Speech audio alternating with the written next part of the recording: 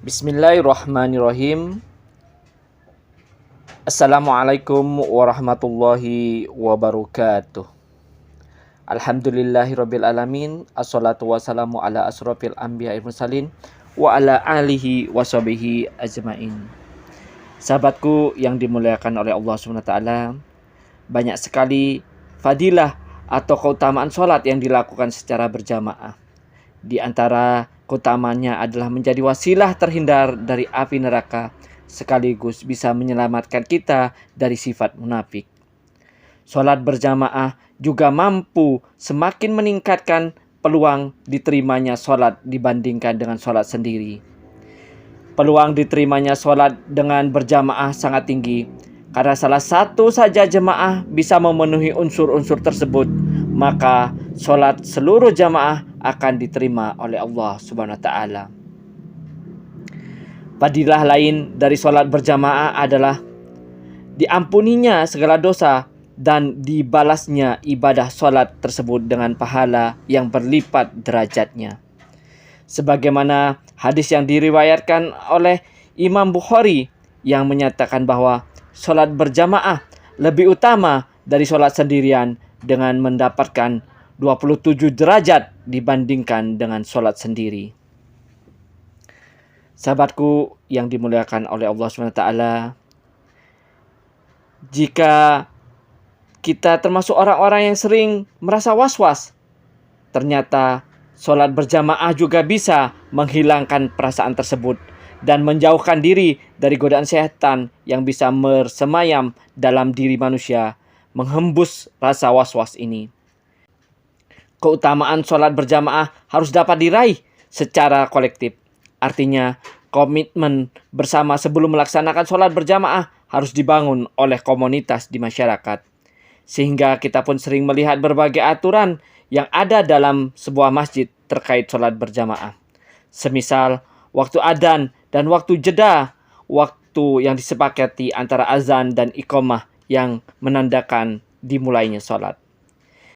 Perlunya memastikan jemaah tidak tertinggal dalam sholat berjamaah juga penting untuk diperhatikan.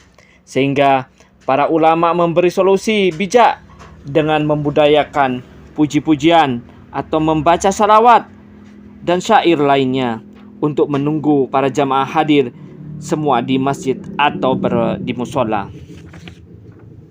Sebuah kisah yang patut menjadi contoh bagaimana Rasulullah SAW menunggu jemaah dalam sholat berjamaahnya.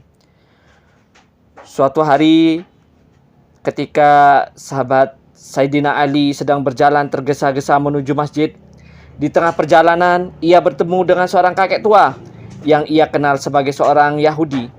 Kakek ini berjalan dengan sangat pelan-pelan dan berhati-hati. Sayyidina Ali pun teringat pesan Rasulullah SAW yang mengajarkan agar setiap muslim menghormati orang tua tanpa melihat siapa dia dan apa agamanya. Maka Sayyidina Ali pun tidak mau mendahului kakek tersebut dan berjalan di belakangnya. Inilah yang akhirnya menjadikan Sayyidina Ali merasa ia sudah tertinggal dalam sholat berjamaah dengan Nabi. Namun ketika ia memasuki masjid, Sayyidina Ali pun terkejut sekaligus gembira karena Rasulullah SAW dan para sahabat masih rukuk pada rakaat yang kedua.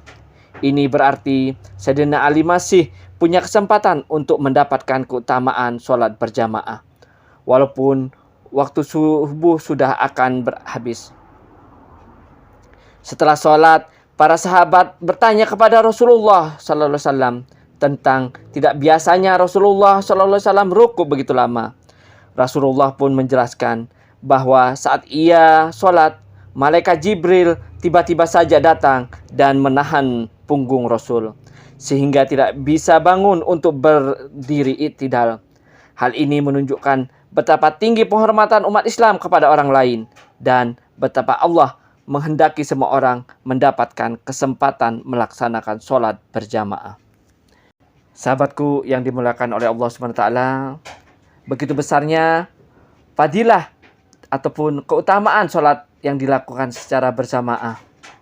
Semoga kita senantiasa bersemangat untuk beristiqomah dalam melaksanakan mengerjakan sholat berjamaah. Mohon maaf salah dan hilaf. Billahi taufiq wal hidayah. Wassalamualaikum warahmatullahi wabarakatuh.